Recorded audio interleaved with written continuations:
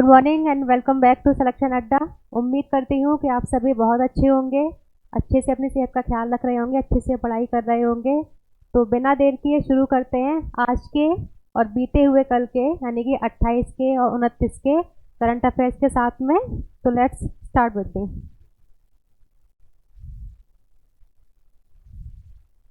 सबसे पहली खबर है हमारी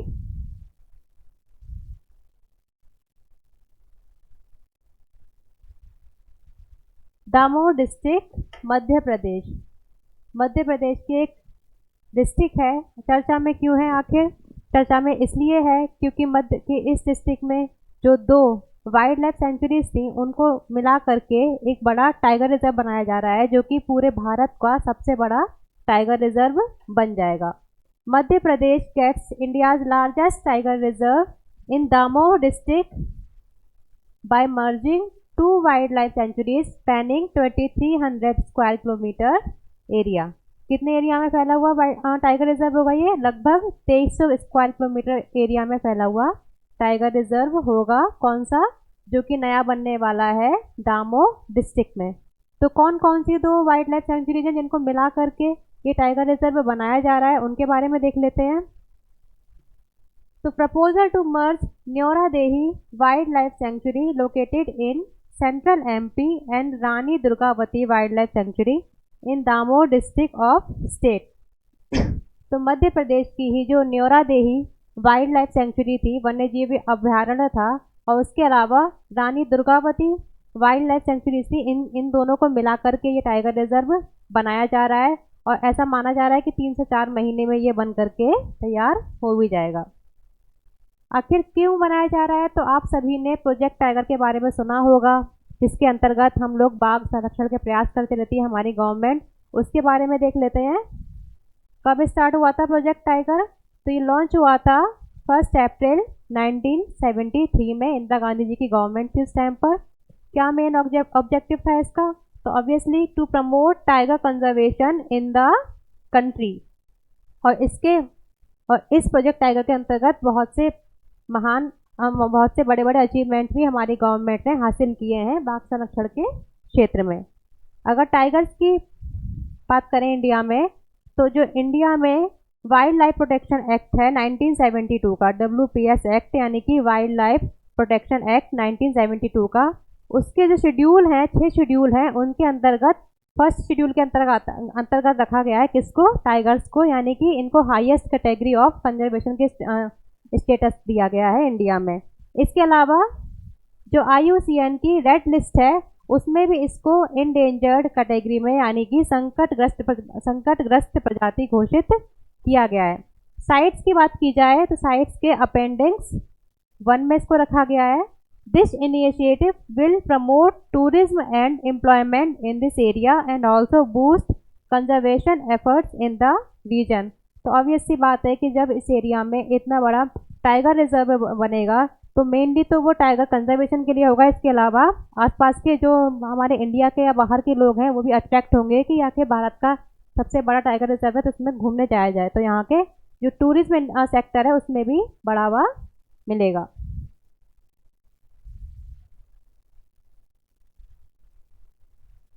एक जॉइंट मिलिट्री एक्सरसाइज के बारे में बात की गई है, 17th सूर्य किरण 2023। तो सबसे पहले हमारे लिए इसमें इंपॉर्टेंट ये हो जाता है कि किन किन देशों के बीच में ये एक्सरसाइज कंडक्ट करवाई गई है। तो recently Indian and Nepal armies begin 17th edition of Surya Kiran joint exercise in Pithoragarh district of Uttarakhand में।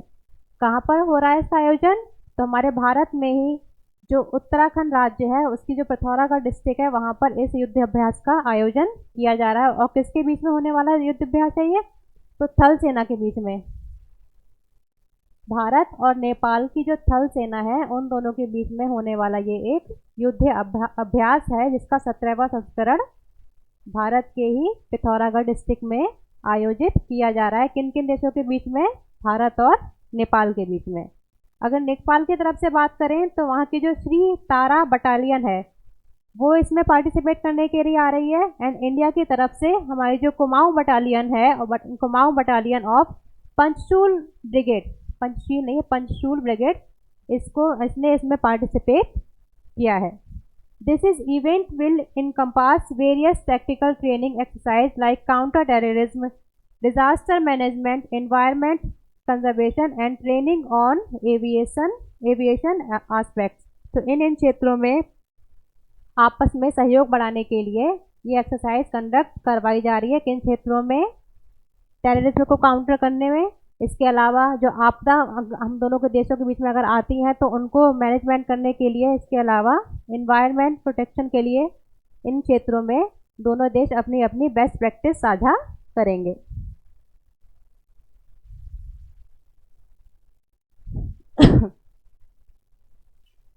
मैन बुकर प्राइज ऑफ 2023, तो आप सभी जानते हैं कि साहित्य के क्षेत्र में मिलने वाला एक बहुत बड़ा पुरस्कार है। कौन सा?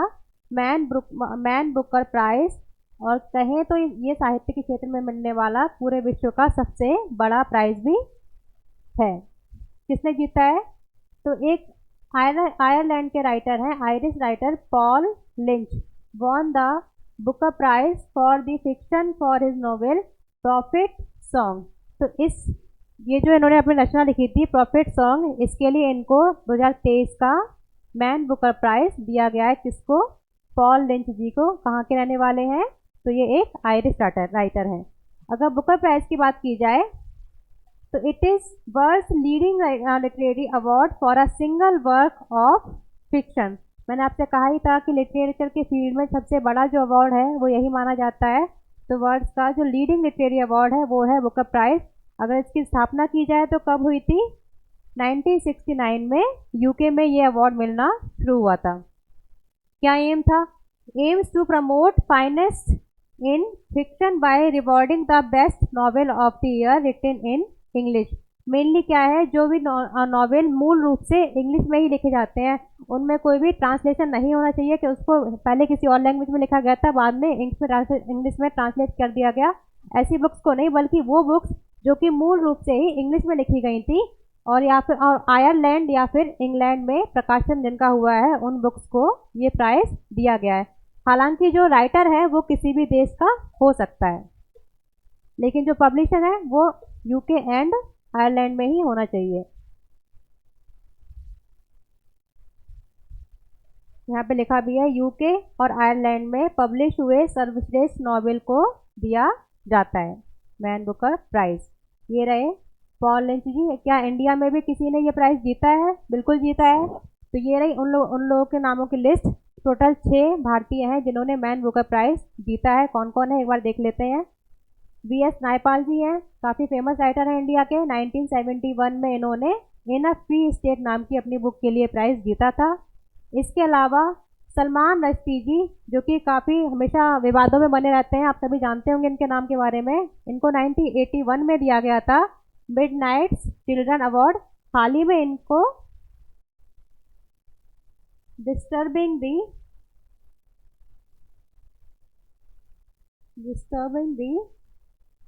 ग्लोबल पीस अवार्ड ये भी दिया गया था। किसको? सलमान रश्दी जी को। Disturbing the global peace award हाल ही में इनको दिया गया था और पहली बार इन्हीं को दिया गया था। इसके अलावा अरुंधति राय जी 1997 में उनको दिया गया था the God of small things, ये बुक थी इनकी, इसके लिए इनको।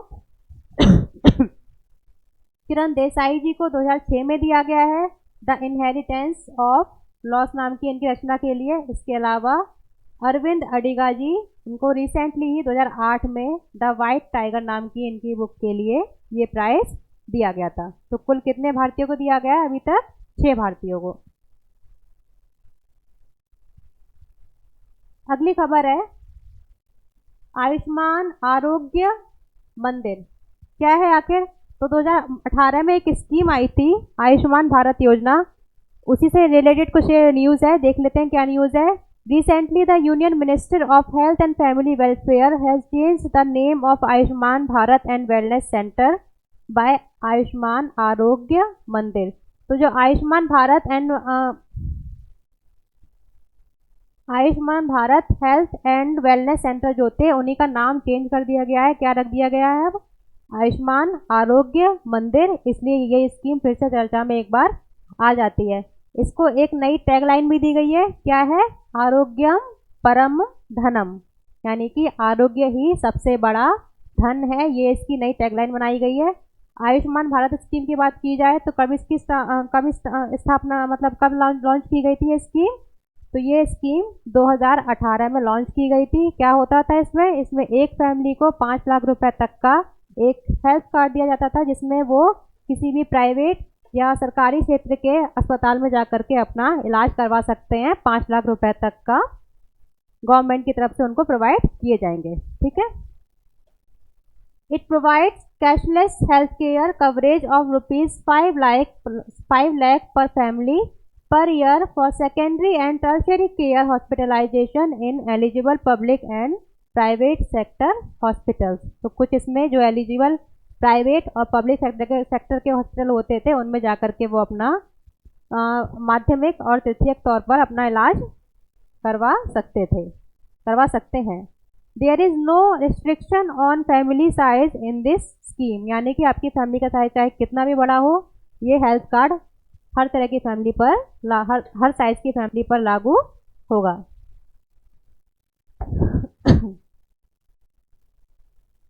अगली खबर है सर्ट-इन के बारे में। मेनली जब हमारे देश में कोई भी साइबर अटैक या फिर कोई भी इस तरह का अटैक होता है जो भी साइबर रिलेटेड है, तब ये संस्था अक्सर चर्चा में आती है। लेकिन रिसेंटली क्यों चर्चा में है? क्योंकि रिसेंटली इंडियन गवर्नमेंट ने इसको RTI एक्ट यानी कि राइट टू इंफॉर्मेशन एक्ट 2005 के दायरे से बाहर कर दिया है। क्या होता है RTI एक्ट के दायरे में? कि अगर जनता में किसी को भी ऐसा लगता है कि कुछ भी सवालों के जवाब चाहिए होते हैं गवर्नमेंट से, तो वो RTI एक्ट के थ्रू मांग सकती है। लेकिन अब सर्टिन को इस एक्ट से बाहर कर दिया गया है। सर्टिन के बारे में बात की जाए तो Indian computer emergency response team, यह भारत सरकार के सूचना एवं प्रसारण मंत्रालय के अंतर्गत कार्य करता है। प्रौद्योगिकी नहीं है, प्रसारण मंत्रालय। Certain it works under the ministry of information and communication technology. कब इसकी स्थापना हुई थी? तो 2004 में इसकी स्थापना हुई थी।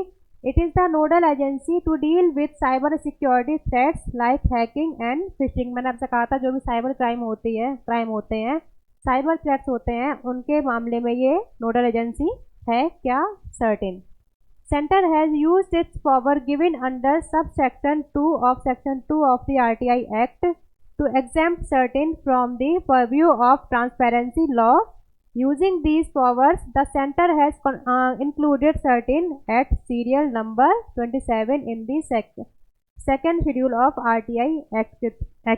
तो इन अपनी पावर्स के थ्रू सेंट्रल गवर्नमेंट ने सर्टिन को RTI एक्ट के दायरे से बाहर कर दिया है।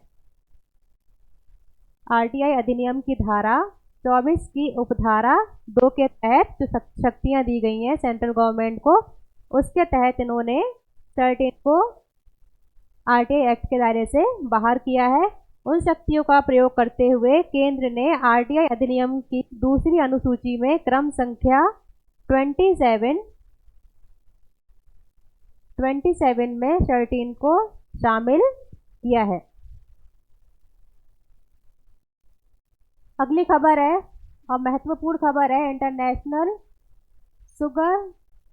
Sugar association. आखिर चर्चा में क्यों है? क्योंकि अगले साल के लिए इसका अध्यक्ष हमारे भारत को चुना गया है। हाल ही में लंदन में आयोजित अंतर्राष्ट्रीय चीनी संगठन की सालाना बैठक में वर्ष 2024 की संगठन की अध्यक्षता भारत को सौंपी गई है। तो कहाँ पर इस बैठक का आयोजन किया गया था? लंदन में, और वहीं पर इसकी अध्यक्षता भारत को सौंपी गई है। अध्यक्ष के तौर पर इंडिया क्या करेगा? आप सभी जानते हैं कि भारत पूरे विश्व में चीनी का सबसे बड़ा उपभोक्ता है एंड दूसरे नंबर पर चीनी का उत्पादक भी है। ठीक है, तो उस हिसाब से देखा जाए तो हमारे लिए खबर काफ़ी चर्चा में, मतलब अच्छी खबर है। अध्यक्ष के रूप में भारत गन्ने की खेती, चीनी, इथेनॉल उत्पादन में अधिक टिकाऊ प्रथाओं को अपनाने और उप उत्पादों के बेहतर उपयोग के लिए सभी सदस्य देशों को एक साथ लाने पर ध्यान केंद्रित करने पर भारत का जोर रहेगा। क्या जोर रहेगा कि जो शुगर केन का प्रोडक्शन है उसकी खेती अच्छे से हो। इसके अलावा हमारा एक और प्रोग्राम है इथेनॉल मेकिंग को लेकर के, इथेनॉल ब्लेंडिंग, आपने नाम सुना होगा।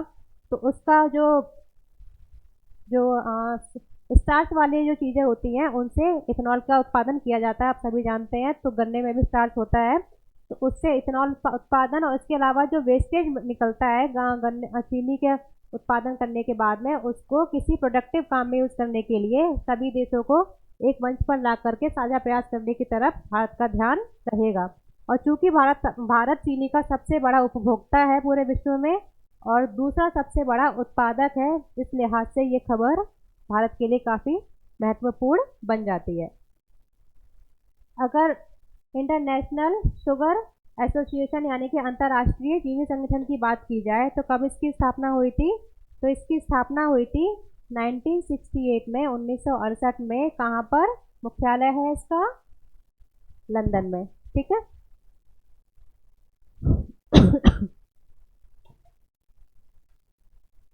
अक्सर जब हम लोग आर्ट एंड कल्चर के बारे में पढ़ते हैं तब हम इस मंदिर के बारे में पढ़ते हैं। अंगकोर वाट टेम्पल कहाँ पर है? ये दक्षिण पूर्वी देश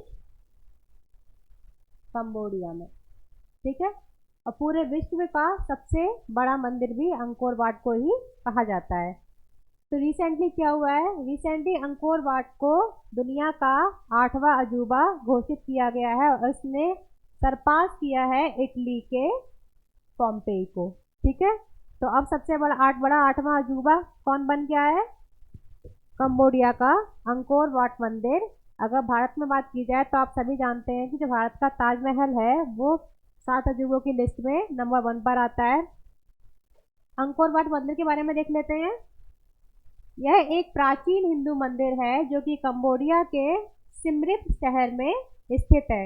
निर्माण कब हुआ था? तो 12वीं सदी में एक राजा थे, राजा सूर्यवर्मन, राजा सूर्यवर्मन द्वितीय, उन्होंने इसका निर्माण करवाया था। अगर राजा सूर्यवर्मन द्वितीय की बात की जाए तो आप सभी जानते हैं खामेर वंश, उससे ये ताल्लुक रखते थे। सूर्यवर्मन द्वितीय कब निर्माण हुआ है? 12वीं शताब्दी में। मुख्य देवता, अगर ओरिजिनली जब ये मंदिर बनाया गया था तब ये भगवान विष्णु को समर्पित था, लेकिन धीरे धीमे टाइम के साथ ये अब बुद्ध धर्म के एक मंदिर में परिवर्तित हो चुका है, यानी कि बुद्धिस्ट साइट में परिवर्तित हो चुका है। यह एक विश्व विरासत स्थल भी है। कब घोषित किया गया था इसको वर्ल्ड हेरिटेज साइट? 1992 में। किसके द्वारा किया जाता है? यूनेस्को के द्वारा। यूएन की संस्था है यूनेस्को, उसके द्वारा इसको विश्व विरासत स्थल यानी कि वर्ल्ड हेरिटेज साइट भी घोषित किया गया था 1992 में। यह पूरे विश्व में सबसे बड़ा धार्मिक स्थल है। मैंने आपको बताया था सबसे बड़ा मंदिर कौन सा है पूरे विश्व का? अंकोर वाट मंदिर। इसे खामेर शैली में निर्मित किया गया है और यह मंदिर मेरू पर्वत का प्रतिनिधित्व करता है। आप सभी जानते हैं कि देवताओं का एक रहने का स्थल माना जाता है मेरू पर्वत को, तो उसका प्रतिनिधित्व करता है क्या? अंकोर वाट का मंदिर। ये आप देख सकते हैं इसमें अंकोर वाट टेम्पल कंबोडिया।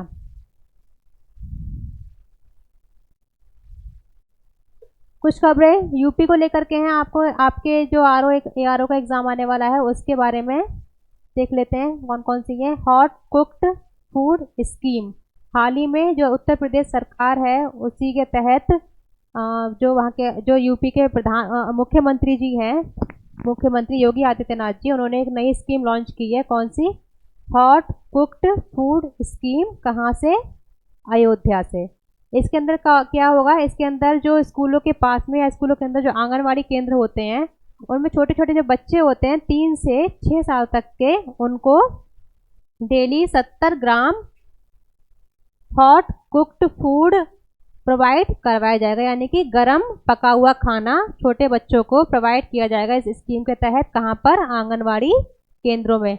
और ऐसा राज्य के सभी आंगनवाड़ी केंद्रों में किया जाएगा। कितने बड़े बच्चों को? तो 3 से 6 आयु वर्ग के बच्चे इस योजना से लाभान्वित होंगे। अगली खबर देख लेते हैं। बुंदेलखंड एक्सप्रेस वे, काफी इंपॉर्टेंट खबर है।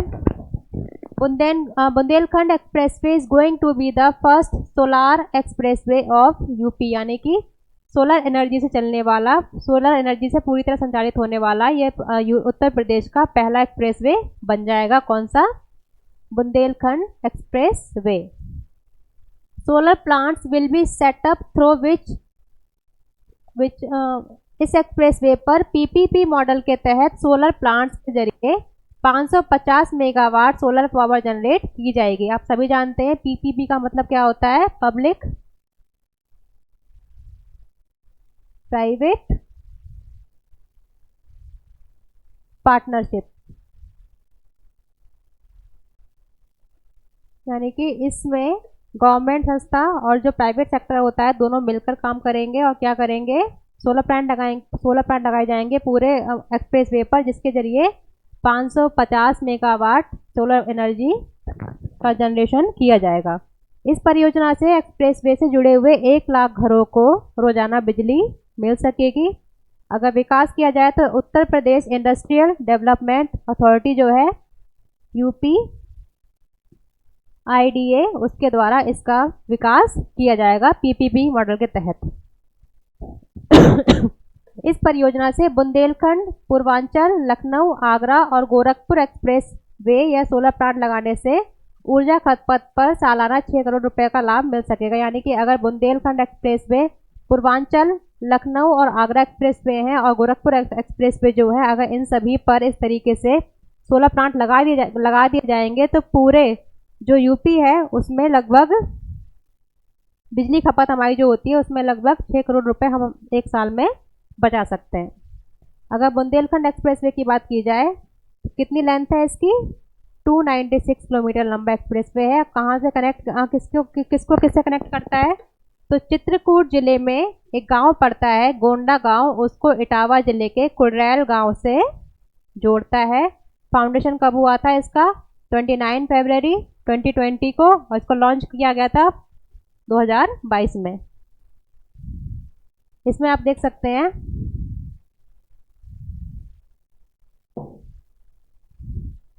ये रहा बुंदेलखंड एक्सप्रेसवे। कहाँ पर?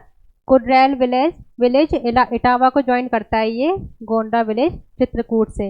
अगर इस मैप में देखा जाए तो ये आपका पड़ता है बुंदेलखंड एक्सप्रेसवे, जो कि कनेक्ट करता है यहाँ पर आगरा लखनऊ एक्सप्रेसवे से, एंड देन इसके ऊपर पड़ता है आपका ये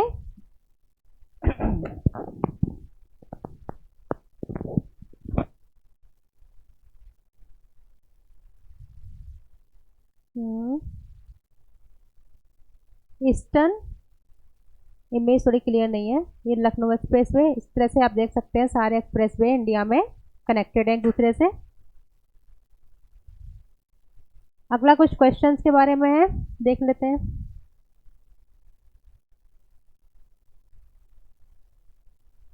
UNFCCC की COP28 का आयोजन किस शहर में किया जाएगा?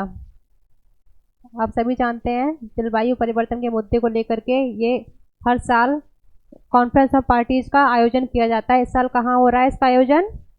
तो UAE के दुबई में, और भारत की तरफ से इसमें प्रधानमंत्री नरेंद्र मोदी जी भी शरीक होंगे। अगली खबर है डेविस कप, वनडे एग्जाम के लिए काफी इंपॉर्टेंट हो जाती है खबर। डेविस कप का खिताब रिसेंटली किस देश ने जीता है? डेविस कप 2023 का। तो हाल ही में इटली ने ऑस्ट्रेलिया को हराकर डेविस कप का खिताब जीता है। किसने? इटली ने किसको हराया है? ऑस्ट्रेलिया को। अगली खबर है हाल ही में फिक्की का अध्यक्ष किसे नियुक्त किया गया है? अरुण मजूमदार जी, सुब्रकांत पांडा जी, अनीश शाह जी। तो उपरोक्त में से कोई नहीं। तो हाल ही में फिक्की का नया अध्यक्ष बनाया गया है अनीश शाह जी को, और इन्होंने रिप्लेस किया है किसको? सुब्रकांत पांडा जी को इन्होंने रिप्लेस किया है। अगला एक प्रैक्टिस क्वेश्चन है। इस क्वेश्चन का जवाब आप सभी मुझे कमेंट सेक्शन में देंगे और कल मैं आपको इस क्वेश्चन का आंसर बताऊंगी। क्या है क्वेश्चन? किसी भी देश के आर्थिक विकास का सबसे अच्छा संकेतक क्या माना जाता है? क्या सेवा क्षेत्र, उद्योग क्षेत्र, ग्रॉस डेवलपमेंट प्रोडक्ट यानी कि जीडीपी, या फिर पर कैपिटा इनकम? इन चारों में से ही किसे आप बेस्ट इकोनॉमी का एक अच्छा संकेतक मानेंगे? इसका जवाब आप सभी मुझे कमेंट सेक्शन में देंगे। उसके अलावा मैं कल इसका जवाब आप सभी को बताऊंगी। फिर हम लोग कल फिर मिलते हैं इसी टाइम पर। तो फिर जो मैंने आपको क्वेश्चन दिया है उसका जवाब आप मुझे कमेंट सेक्शन में ज़रूर दें और इसी तरह अपनी प्रैक्टिस को बूस्ट करते रहें। कल फिर मिलते हैं इसी टाइम पर। तब तक पढ़ते रहिए, बढ़ते रहिए। Thank you so much.